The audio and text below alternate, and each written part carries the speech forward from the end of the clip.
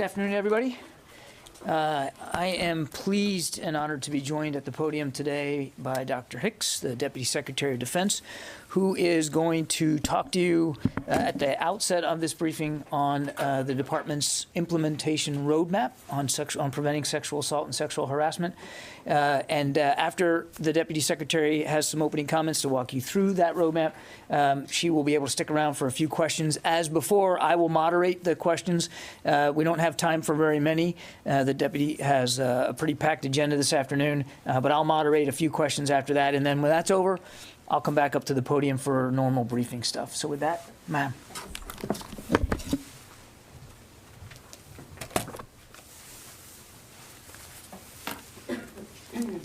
All right, good afternoon, everyone.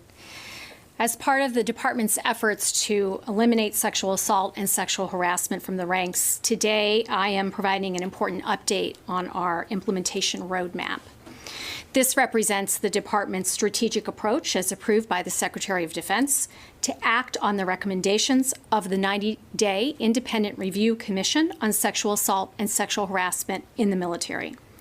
We're going to make needed foundational investments to support sexual assault accountability, prevention programs, healthy command climates, and quality victim care. To date, sexual harassment and sexual assault remain serious problems in our force, with lethal consequences for our service members and harmful effects on our combat readiness. This administration has placed an unprecedentedly high priority on this challenge set. In fact, in his first day in office, Secretary Austin issued a memorandum to department leadership tasking them with reporting data pertaining to sexual assault and sexual harassment. On February 26th, at the direction of President Biden, Secretary Austin established the 90-day Independent Review Commission, or IRC. On June 21st, the IRC provided its findings and recommendations to Secretary Austin, and their comprehensive, evidence-based, and stakeholder-informed report made 82 recommendations that spanned 4 lines of effort: accountability, prevention, climate and culture, and victim care. And on July 2nd, 2021, less than 6 months after stating his intent to lead the department in countering sexual assault and sexual harassment, Secretary Austin directed this implementation way ahead.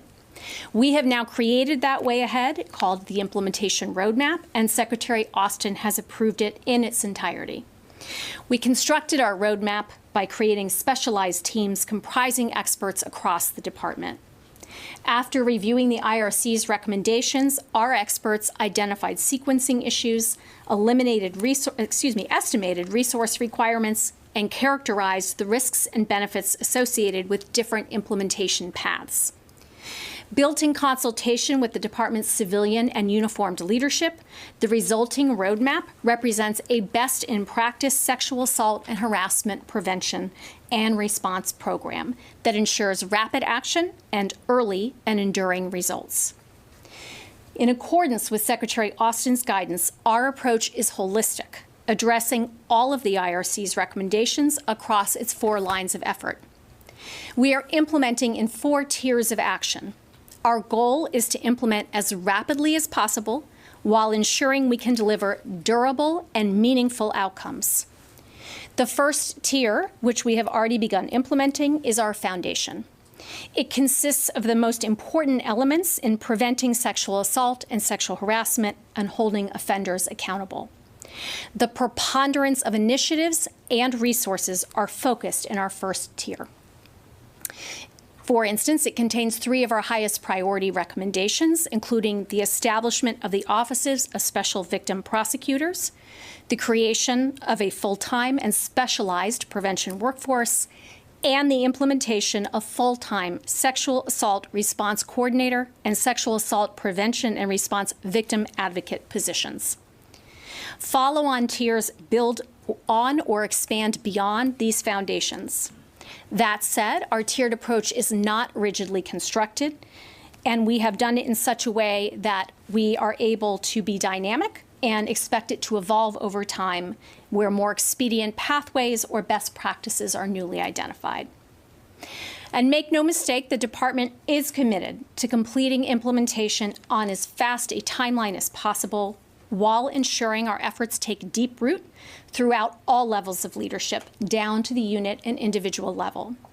To that end, we are taking necessary steps in the department to ensure expedient implementation of recommendations that the administration has already proposed in legislation. Those recommendations, such as the establishment of the offices of special victim prosecutors, represent real cultural and structural shifts for the military departments. In the memorandum Secretary Austin released today, he includes 4 specific actions to ensure that the department begins to swiftly and deliberately move from the recommendations contained in the roadmap to implementation. First, he has directed the Undersecretary of Defense for Personnel and Readiness to issue enterprise-wide guidance for implementing all recommendations this fall, beginning with guidance on Tier 1 recommendations by October 13th, 2021. Second, each service and relevant component is directed to develop implementation plans and resource mapping by November 12, 2021 for Tier 1 recommendations and by the end of January 2022 for all actions. Third, the Undersecretary for Personnel and Readiness will develop an outcome metrics evaluation report by May 1st, 2022. This will be used to track the effectiveness and progress on implementation. And fourth, in consultation with the services and relevant components, the Undersecretary for Personnel and Readiness will formally assess the roadmap no fewer than twice per year and make recommendations to me through the Deputies Workforce Council, or DWC. The DWC, in turn, will meet quarterly to monitor implementation progress and accelerate timelines wherever possible. Countering sexual assault and sexual harassment in the military remains a priority for Secretary Austin, for President Biden, and for me. We continue to move quickly and deliberately and are committed to the path that I have outlined. Our changes are comprehensive, and they provide us an opportunity to deal a fundamental blow to this problem. As I've said previously, our service members deserve no less, and our combat effectiveness depends on our success. Thank you, and I'm happy to take some questions. Yeah, thank you. Madam Secretary, Bob Burns from AP. You made several references to moving quickly with this. So can you give us, I didn't hear you mention any dates, though. When will you have completed the implementation of Tier 1, for example?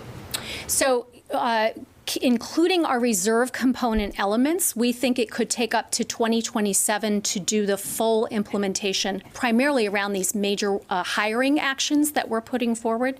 So this is the major prevention workforce, the focus of most of that workforce as full-time professionals on sexual assault and sexual harassment, making sure we get the right skills, not just people in jobs, but the right skill sets and expertise into these positions. That, we think, is the longest lead item in Tier 1 and probably the most important of our recommendations. For the active component, I think we'll be able to see progress much earlier in the first 2 years. So you're distinguishing between 2027 for reserve only? That full implementation of Tier 1 is inclusive of all elements of the force, and that reserve component moving to full-time professionals who are able to look after, for example, the National Guard, obviously across 54 different National Guard components, elements, that will take much more time. But in the first 2 years, you will see significant movement on that full-time force for the active component. One quick follow-up. Does that, to any extent, reflect the military services skepticism about moving too quickly when I smile only because it does not. The military services are eager to move as fast as possible. They would like to make sure that as much as we can is in this first wave, this first tier of activity. And I think what we're trying to balance is the expert advice we've been given to make sure we do this well, that the roots have to be deep. We can't just move quickly but shallowly and have the figment of action without having really well thought through processes for how we do this. The DoD efforts in this space will be the largest ever attempted. No university, no major institution is at our scale. So building a workforce, a prevention workforce, building the accountability approach very specifically around sexual assault, sexual harassment, and related crimes. This will be a first of its kind endeavor. We want to move fast, but we want to make sure that these changes last and we build back that trust in the force. Thank you. David? So I understand the priorities that you laid out and the deadlines you gave. Do they still require legislation? And I have a follow-up after that. Sure. Most of the actions that I've described we can do ourselves. There are some key elements we have asked Congress to help us with. The first and most important is the change to the Uniform Code of Military Justice to expand a group of activities or offenses, around sexual assault, sexual harassment, and related sexual offenses, and put those outside of the chain of command under these offices of special prosecutors. So these offices also, we are asking for legislative assistance to develop those offices. Those are probably the two most important elements for which we need legislative relief. Building out the prevention workforce, we need Congress's help on funding it and making sure we have the particularly civilian workforce ceiling to hire people, but mostly we can do that within our own authorities. And you mentioned coming up with metrics by May of next year. Mm-hmm. Don't you already have metrics in the annual sexual assault report? Aren't you going to know the next time a report comes around whether or not you're having any impact? Those kind of metrics, you're right. We do have metrics that help us understand the rate of reporting, for instance, on sexual harassment, sexual assault. What we're looking for is how to measure the quality of this workforce, the particular, the steps in the process, I think is how I would put it, for how we understand how to scale the challenge. For instance, the size of the unit level at which we need a dedicated professional, how we think about the offices of special prosecutors in each military department. That's the level of metrics we're talking about. And would you expect to see any change in the annual sexual assault harassment report when it comes out next spring as a result of this? Well, I don't expect as a result of this we will see it as soon as the spring. We also have not had the change of the chain of command yet through Congress. So we certainly are looking to make change as fast as possible and see change in those statistics as fast as possible.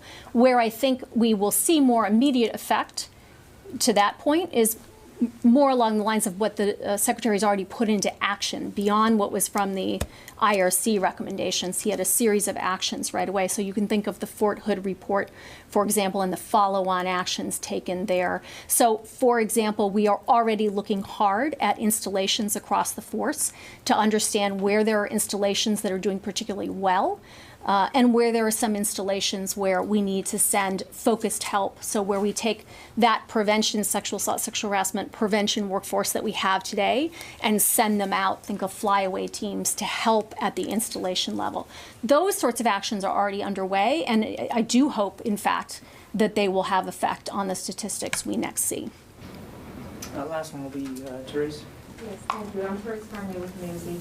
I've spoken to a few military investigators, and one of the issues that they brought up was the fact that if an offender is kicked out of the military for other than honorable discharge, once they're out, they can apply to get that changed to honorable, which will impact wherever they apply for jobs. Is that one of the issues or recommendations that's going to be worked on through this new program? Are they going to try to adjust that or fix that, or has that been discussed at all? Yeah, I would have to look into that. That was not one of the IRC's recommendations to change that policy. It has not come up to my level thus far in our relook at how the department addresses this issue, but I'm happy to look at that. Thank you, ma'am. Yeah, thank you. Thank you all.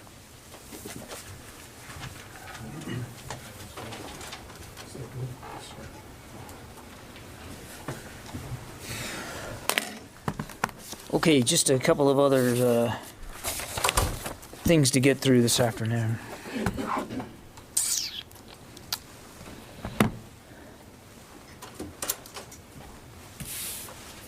This morning, as I think some of you know, Secretary Austin welcomed Australian Prime Minister Morrison to the Pentagon.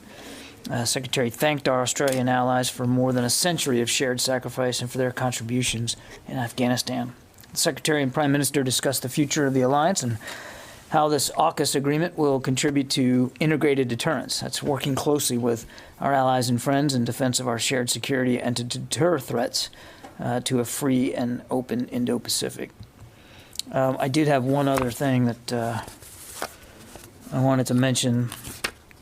I've seen the news that Bob Reisman, who worked for Stars and Stripes for a very, very long time, just passed away this week due to complications from cancer. If any of you, and I know many of you, have served in or reported out of Iraq and Afghanistan, you can thank Mr. Reisman for the fact that you could pick up a copy of Stars and Stripes and read it, and so could the troops, because that was one of his key jobs, was to, I think the title was expeditionary distribution, getting those copies of the newspapers to as many mess halls and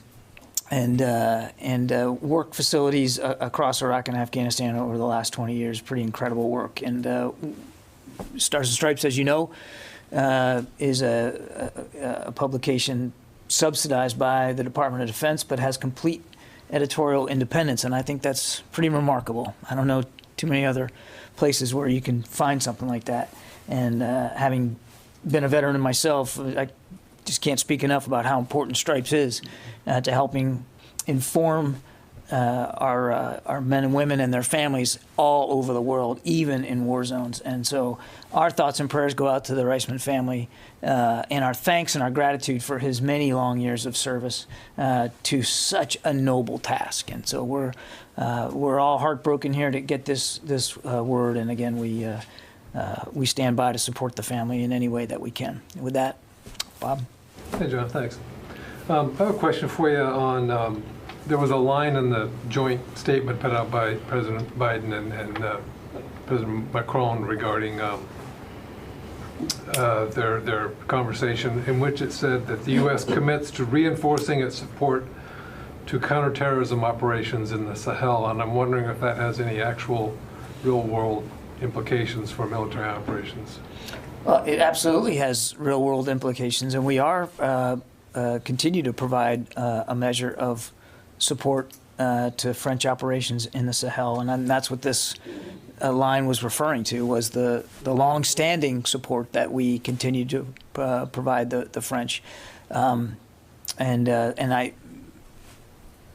you can certainly surmise from that support will continue, and I'll tell you, the Secretary spoke to Minister Parley on Monday, and in fact, this was one of the things that they talked about was ongoing U.S.-French collaboration.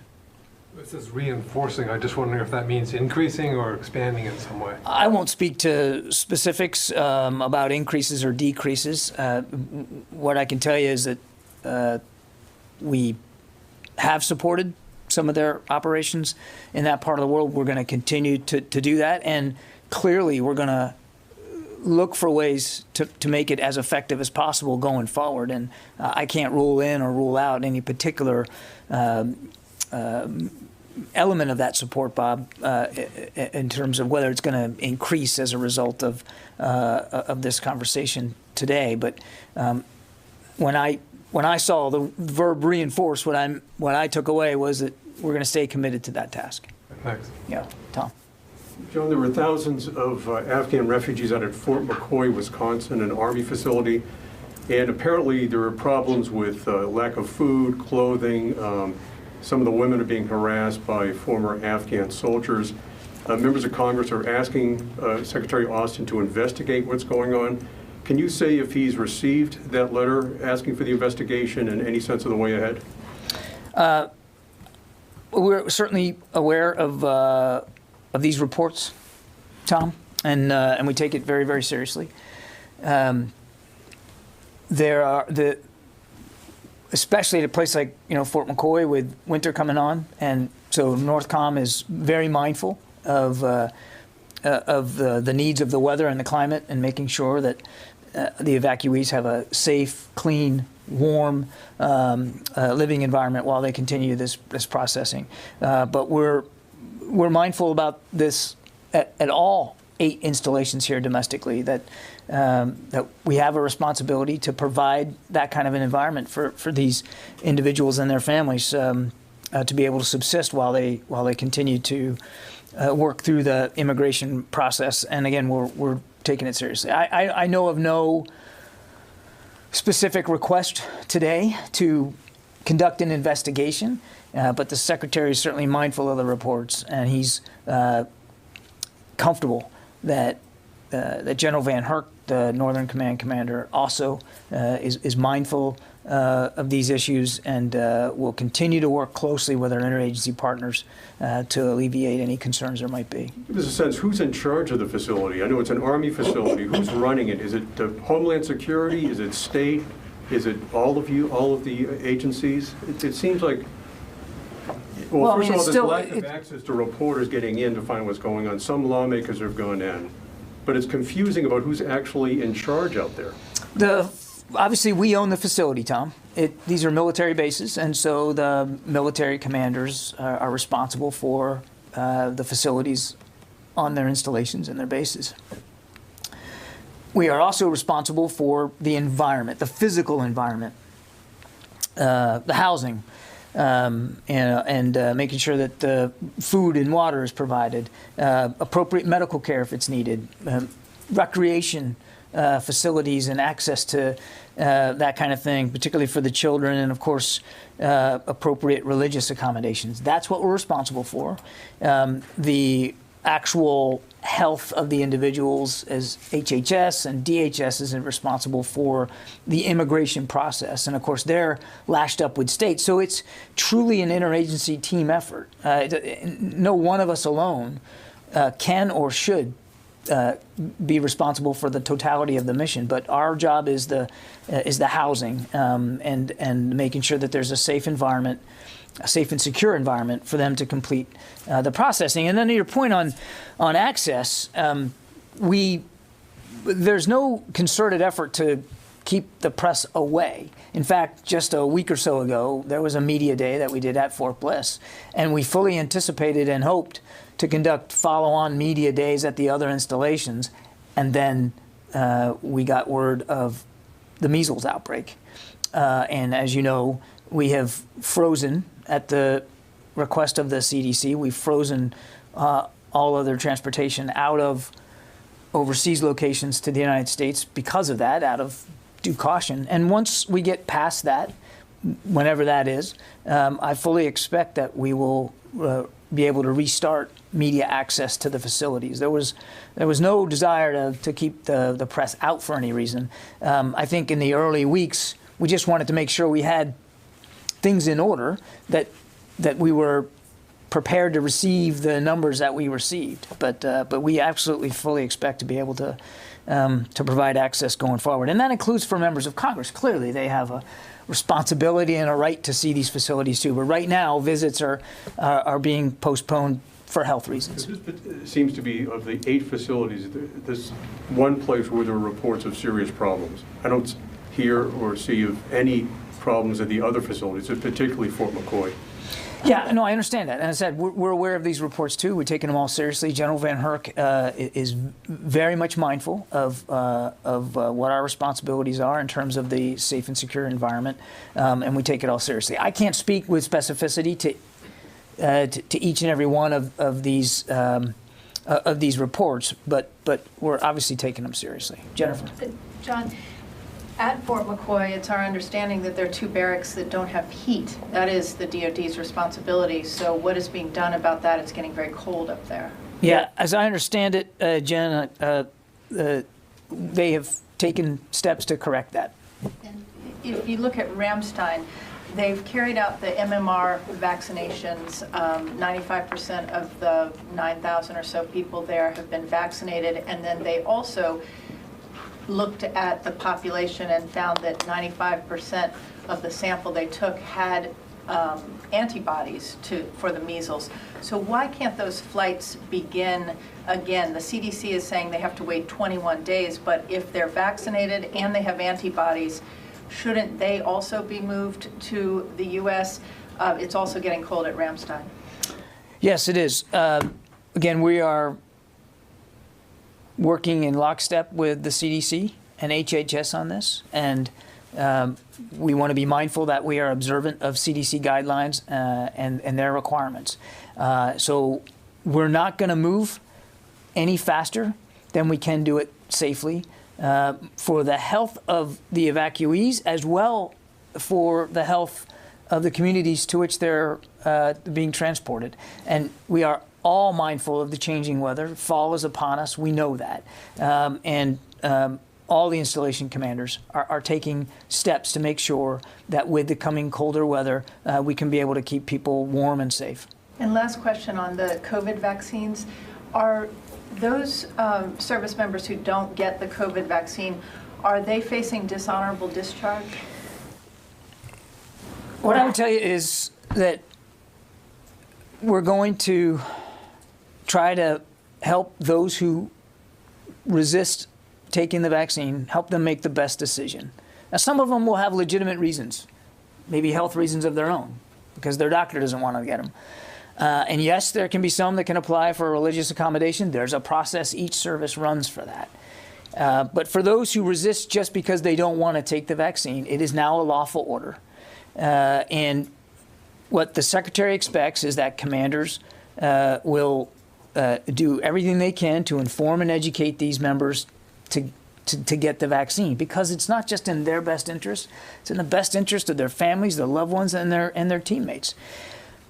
And that would include counseling with not only one's chain of command, but with healthcare providers, medical professionals, to again walk them through the risks that they would be taking. There are a number of tools, short of using the Uniform Code of Military Justice and disciplinary action, to try to get these individuals to do the right thing and to follow this lawful order. That said, there are disciplinary actions that can be taken. Again, not all of them have to, or I would think would rise to the level of a discharge. But I wouldn't want to go through the list, because it's going to vary case to case, and each service and commander is going to handle it differently. But it is a lawful order. If you refuse to obey a lawful order, yes, you can be held to disciplinary action. But I wouldn't want to specify at this time exactly what that would be in every case, because it's going to depend on the individual and the commander and the tools that they want to use available. The best incentive that one can have is knowing that one, by taking the vaccine, is doing the right thing for the unit, for the family, for the community, not just for him or herself. And look, we're up over 90% now of the active duty force with at least one dose. So we're making pretty good progress. Yeah, Travis. Thanks, John. Is there any update on the DHS request for DOD to contract air transport for migrants at the border? Yeah, I don't have a specific update on that, Travis. To date, there have been no flights that have occurred. Transportation Command is working to get them contracted now. So the request has been approved by the Secretary? The Deputy Secretary has verbally approved a request for transportation support from the Department of Homeland Security. Under this request, DOD will provide contracted air transportation for Customs and Border Patrol on a reimbursable basis. This will conclude on or before the 20th of October. And again, as I said the other day, can be provided with minimal risk to current DOD missions. I talked about this the other day. But again, today, as of now, there haven't been any contracted flights. Transportation Command is still working that. When they do get those flights up and running, can you say whether service members will have any role at all, whether transporting migrants to the actual aircraft or providing security or anything like that? I don't know about that, Travis. I can ask to see if there's more fidelity we have on this. Again, the request is specifically air transportation. And Customs and Border Patrol, as I understand the request, would be escorting these individuals on these flights. I'm not aware of any additional escort duties on the ground that would accompany the request. It really was about air transportation to these other locations in the continental United States. Yeah, Mike. Yes, John, did the Secretary and the Prime Minister discuss the administration's snaking France's submarine deal with Australia during their meeting? They certainly talked about the arrangement and the importance of the arrangement for not just Australia, but for security dynamics in the Indo-Pacific. I won't go into any more detail than that. I mean, everybody in the administration is mindful, of course, of the statements that French leaders have made and what the Secretary has maintained. And he maintained this in his discussion with the French Minister of Defense on Monday, that France is our oldest ally. We share a lot of security interests around the world and in the Indo-Pacific specifically.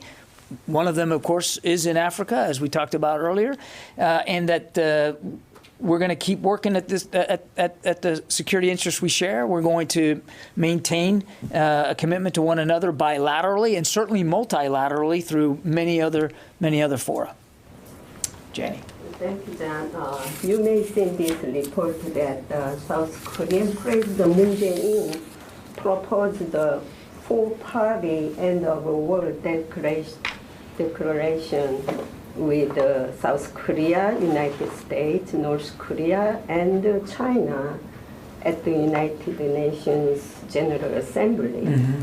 In fact, this declaration of the end of the world is what North Korean leader Kim Jong-un wants. And it means that the withdrawal of the United States, U.S. troops from South Korea, and the dismantling of the United Nations command. What would you like to say something? Well, I think the United States remains committed to achieving lasting peace on the Korean Peninsula through dialogue and diplomacy with North Korea. We continue to seek engagement with the DPRK to address a variety of issues, and we're open to discussing the possibility of an end-of-war declaration. Our goal remains, as always, the complete denuclearization of the peninsula. Do you think this declaration of the end of the war is not a solution to North Korea's nuclear program? As I said, we're open to a discussion about an end-of-war declaration, but we are also committed to diplomacy and dialogue with the DPRK to achieve the denuclearization. That we know that this is a complex issue, and we're committed to supporting the role of our diplomats in having that kind of dialogue going forward. Thank you. Sylvie. Thank you. I would like to go back to have a follow-up to Bob's question about the statement, the common statement, and the Sahel. You said that you understood that U.S. is going to continue to stay committed to that task. So does it mean that it's business as usual, or you are going to send more capabilities, or to use more capabilities, or what exactly is reinforcing? When it comes to counterterrorism operations, there's no business as usual. I mean, it's something you focus on day to day. And as you've heard the Secretary say before, he has praised the French and their military efforts in the Sahel specifically. And we are, and have been for quite some time, supporting them through a variety of means.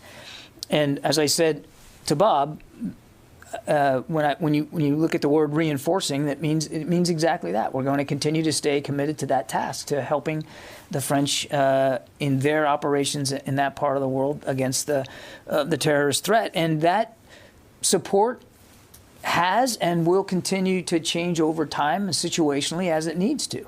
The most important part, I know it's interesting to see whether what that signal is an increase or a decrease or what that looks like, and I totally understand the interest in that. But don't get lost in that level of detail. The important thing is that we understand the important role that France is playing in that part of the world specifically, and that we're going to continue to support their efforts to do that to the best of our ability. Yeah, but when we see reinforcing, we understand more. That's. I understand that you understand that means more. I would just tell you that there's not going to be any slackening of U.S. support for French operations in the Sahel, and that we are going to continue to maintain a dialogue with the French, as the Secretary reiterated on Monday in the phone conversation with Minister Parley. We're going to maintain a focus on that, and I think it's conceivable that that over any period of time that support's going to increase. It could decrease depending on what the nature of the threat is. But rather than get into the sine wave on a daily basis, I would just ask that the takeaway here is that we're going to stay committed to it over the long haul. We know how important it is, and we know how effective the French have been, and we want to see them continue to be that effective. I got to go to the phones here. Phil Stewart, you still on? Yeah, I was going to ask about the French support as well, but I'll change my question.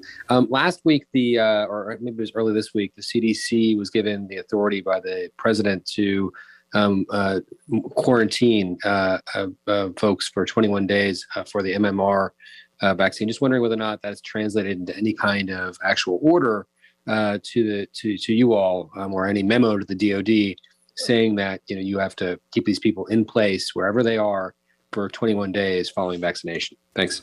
I'm not aware of any official order on that, Phil. As I said, we're following CDC guidelines, just the way we do with respect to COVID here at the Pentagon and at military installations around the country. We follow CDC guidelines, and that's gonna be exactly how we approach this. We're not going to move people until the CDC is comfortable doing so.